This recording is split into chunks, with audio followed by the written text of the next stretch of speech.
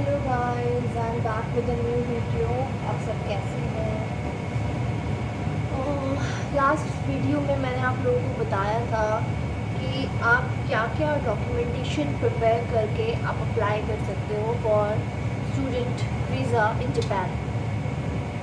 Okay, मैंने आपको कुछ फॉर्मेलिटीज़ बताई थी, लाइक कि आपका ITR हो गया, आपका बैंक बैलेंस हो गया, आप स्पॉन्सर कैसे बना सकते हो, ये सब मैंने आपको बताया था, राइट।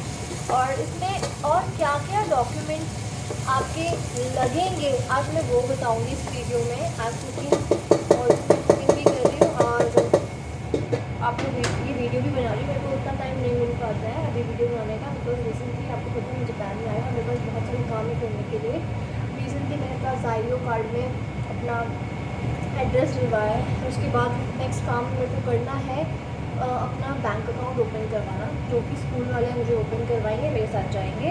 एंड जैसे ही मेरा बैंक अकाउंट ओपन होगा, बैंक अकाउंट ओपन होने के बाद मैं सबसे पहला काम अपना सिम का करने वाली हूँ। मुझे एक सिम चाहिए, मेरे पास कोई नंबर भी नहीं है फ़िलहाल, बस मेरे पास वाईफाई है जो कि मेरे अपार्टमेंट में अलॉट हुआ है मुझे, और मेरे स्कूल में वाईफाई जिससे मैं काम चला रही हूँ। But I need a SIM, क्योंकि मुझे अगर बाहर ट्रैवल करना है, लोकेशन शो करनी है, लोकेशन देखनी है, तो उसके लिए मुझे नेट चाहिए होगा, एक नंबर चाहिए होगा कॉन्टैक्ट करने के लिए। तो वो आप यहाँ पे सिम तभी खरीद पाएंगे जब आप अकाउंट ओपन कर लेंगे, उसके बाद ही आप सिम अपना फ़ोन जो भी आपको परचेज़ करना है आप ले सकते हैं। अब आते हैं मुद्दे पे। मुद्दा इज़ दैट कि आप डॉक्यूमेंटेशन आपके और क्या क्या लगेगी जब आप वो करोगे। मैंने आपको ITR के बारे में बताया, जो भी स्पॉन्सर बनेगा वो उसकी ITR लगेगी, जो स्पॉन्सर कर रहा है उसकी बैंक स्टेटमेंट जाएगी, एक बैंक सर्टिफिकेट बनेगा जो कि आपको बैंक बना के देगा कि कितना बैलेंस आपके अकाउंट में है। तो बैलेंस सर्टिफिकेट आप उसी डे बनाना जिस दिन आप फाइनल ये मनी जो है आप शो करोगे कि इतनी अमाउंट, अगर आप 12 या 14 15 जितनी भी अमाउंट शो कर रहे हो कि इतनी अमाउंट आपने शो करनी है, जो वो पूरा हो जाए उसके बाद या वो सर्टिफिकेट बनाएं कि इतना अमाउंट इसके अंदर है, ठीक है। और ये एक चीज़ बताने वाली हूँ जो बहुत ज़्यादा काम आती है। आप कोई भी डॉक्यूमेंट जो आप देंगे ना जापान इमिग्रेशन में अप्लाई करने के लिए, तो जितना आप उसको कलर में रखेंगे वो ज़्यादा बेटर होगा। आप अपना पासपोर्ट, अपने जितने भी आपके IDs हैं, स्पॉन्सर के IDs हैं, वो सारा आप कलर में रखें, कलर कॉपी करें, ब्लैक एंड वाइट ना करें। दूसरा, जब आप बैंक स्टेटमेंट और आप जब अपना बैंक सर्टिफिकेट लेने जाते हैं तो वो उसका लोगो, उस बैंक का लोगो उसमें ज़रूर हो। SBI है तो SBI का लोगो, PNB है PNB का लोगो, HDFC है उसका लोगो उसमें हो, और हो सके तो वो कलर में प्रिंट हो, तो ज़्यादा आपके लिए इजी हो जाएगा, बिकॉज ये लोग इसी में बिलीव करते हैं, ठीक है। अदरवाइज़ ये कॉपी मानते हैं कि उसकी कॉपी अगर ये ब्लैक एंड वाइट होता है तो ये सिर्फ कॉपी मानते हैं, ठीक है। मैं आपकी बात कर रही हूँ सर्टिफिकेट की क्या डॉक्यूमेंट और लगेंगे।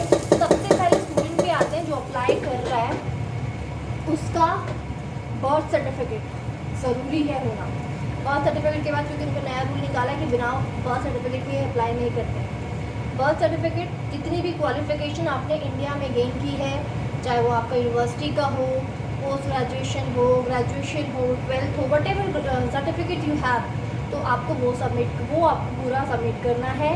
आपका 10th आपका ये नहीं लेते हैं, 12th की मार्कशीट, 12th का certificate, graduation if it is completed, और कंप्लीट नहीं है तो जहाँ तक वहाँ किया है वहीं तक का, ठीक है। और अगर कंप्लीटेड है तो ग्रेजुएशन की सर्टिफिकेट लगेगी, डिग्री है जिसे कहते हैं, और उसकी मार्कशीट लगेगी। और एनी लेवल जो आपने किया है इंडिया में, N5 N4 N3 what ever level you have, जिस स्कूल से किया है उसका सर्टिफिकेट लगेगा। और जो भी लेवल की JLPT या NAT जो भी आपके पास अवेलेबल है कि आपने ये डिग्री जो है आपने ये सर्टिफिकेट आपने लिया हुआ है, एग्ज़ाम आपने दिया है, वो आपको एग्ज़ाम लगाना है। और जिस भी कंपनी में आपने काम किया है, अगर फ्रेश है तो आप नहीं लगाएंगे, ऑब्वियसली बात है। अगर आपने किसी कंपनी में काम किया है, कहीं भी काम किया है जिससे आपको वो सर्टिफिकेट मिल सकता है, तो वो सर्टिफिकेट आपको लगाने हैं, पहली बात, ठीक है। एंड वन मोर थिंग, ये हो गया, ये तो हो गया उस स्टूडेंट का जो अप्लाई करता है। अब आते हैं स्पॉन्सर का। अब जो इन्होंने नया रूल निकाला है कि स्पॉन्सर का भी बर्थ सर्टिफिकेट होना चाहिए। अब मोस्टली तो मैं नहीं कहूँगी, मैं कहूँगी 95% मैं कहूँगी जितने भी पिछले लोग हैं उनके पास बर्थ सर्टिफिकेट नहीं है, ठीक है। तो बर्थ सर्टिफिकेट नहीं होगा तो आप उस पर्सन का 10th का सर्टिफिकेट लगा सकते हैं as a proof of date of birth. But मुझे पता है कि ये प्रॉब्लम भी आएगी कि भाई उसके पास तो 10th सर्टिफिकेट, क्या पता वो पढ़ा लिखा ना हो, उसके पास 10th का सर्टिफिकेट भी ना हो, अगर वो पढ़ा लिखा है तो सर्टिफिकेट ना हो, तो आपको एक एफिडेविट बनाना पड़ेगा नोटरी वालों से कि हाँ भाई, और उसके साथ आपको आधार कार्ड अटैच करना होगा, दिस इज़ कि मेरे पास ये चीज़ अभी अवेलेबल है और as a proof of birth of date मैं आधार कार्ड लगाऊंगा इस बस अपने स्पॉन्सर का, मैं आधार कार्ड लगा रहा हूँ अपनी डेट ऑफ बर्थ का, क्योंकि इंडिया में यही वैलिड है as a date of birth, proof of date of birth. तो आपने ये लगा दिया, स्पॉन्सर की जो भी आईडीज़ हैं उसको कलर में लगाना, अपनी जो भी कॉपीज़ हैं उन सबको आपको कलर में ही करना, ठीक है। स्पॉन्सर के मैंने बता दिए, ऑब्वियसली स्पॉन्सर की कोई आईडी लगा रहे हो, बर्थ सर्टिफिकेट लगा रहे हो, और ऑक्यूपेशन सर्टिफिकेट इज़ मस्ट कि वो जिस स्पॉन्सर को आप बता रहे हो that this person is my sponsor, तो उस पर्सन को, चाहे आप एक बना रहे हो चाहे दो बना रहे हो, उस पर्सन का ऑक्यूपेशन सर्टिफिकेट ज़रूर मांगेंगे कि वो करता क्या है, चाहे गवर्नमेंट है चाहे प्राइवेट है, उसका सर्टिफिकेट होना चाहिए। तो these are some extra formalities जो आपको उसके साथ साथ कवर अप करनी है। एंड वन मोर थिंग, एक चीज़ और है, अगर आपके बीच में कोई गैप है, अब ज़रूरी नहीं है कि डायरेक्ट आप ग्रेजुएशन के बाद अप्लाई कर रहे हैं या फिर आप 12th के बाद अप्लाई कर रहे हैं, तो कई केसेस में क्या है, जैसे मेरे केसेस में है, खराब हो गया, मेरे केस में क्या है कि मैंने बहुत बाद में अप्लाई किया यहाँ पे, तो याद रखना तो आपके गैप ईयर भी मांगे कि इस गैप में आपने क्या किया, क्योंकि इनका कहना है कि आप रेगुलर टच में होने चाहिए पढ़ाई के, जब आप यहाँ के अप्लाई करते हैं तो ही आप पढ़ पाएंगे। इन केस लाइक आपने अगर 12th के बाद कोई गैप दिया है, फेल हुए हो, या फिर ओहो शिट हो गया, अगर आपने गैप दिया है, फेल हुए हो, तो उन सबको गैप को आपको शो करना पड़ेगा कि ये गैप में इसमें था, इस वजह से ये गैप आया है, चाहे वो ग्रेजुएशन के बाद आया हो, चाहे वो आप जॉब करने लगे हो इसलिए गैप आया हो, तो वो सारे आपको गैप फिल करने पड़ेंगे।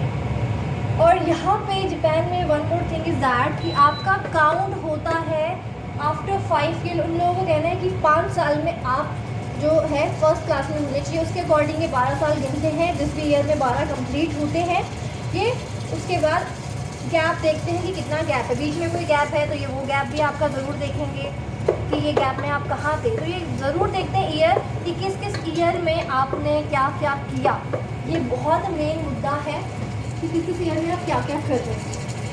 तो ये चीज़ें थी, अगर इनक्वायरी कोई क्वेरी है तो आप कमेंट में पूछ सकते हैं। इसके अलावा और क्या जो भी हेल्प में कुछ होगा तो किसी वीडियो में मुझे याद आएगा तो मैं ज़रूर बताऊँगी आप लोगों को कि इसके अलावा आप ये भी जो है कर सकते हैं। Till then bye bye.